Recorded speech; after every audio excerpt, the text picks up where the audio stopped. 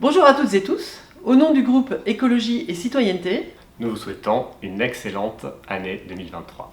Que cette année 2023 nous emmène vers un futur plus durable, plus désirable. Nous avons vu combien il y avait une urgence à agir face au dérèglement climatique en 2022 et nous considérons qu'une part des solutions se trouve au niveau des politiques menées localement. En 2022, nous avons politiquement eu quelques réussites, notamment la première, qui est la reprise en régie publique de l'eau et de l'assainissement, qui nous permet d'ores et déjà de maîtriser le coût de l'eau pour les usagers et les usagères.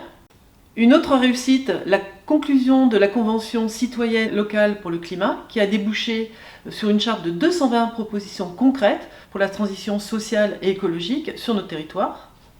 Mais également l'attribution de subventions à des projets à fort impact environnemental et au soutien à des emplois sous tension dans les quartiers populaires.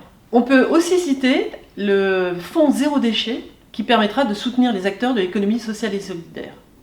Et puis enfin, la première édition du Trail des hauteurs qui a été véritablement un succès populaire et qui est symbolique de la politique sportive de santé qui est menée donc à Est Ensemble, et qui est la préfiguration de la promenade des hauteurs de 42 km et qui permettra d'augmenter les mètres carrés par habitant en espace vert.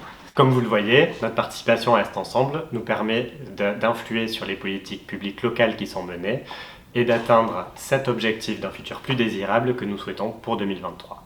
Dans les chantiers qu'on peut citer pour cette nouvelle année, nous avons notamment la question de la rénovation énergétique du patrimoine privé, qui est une véritable priorité pour pouvoir protéger demain les plus précaires, et également l'encadrement des loyers qui répond au même objectif.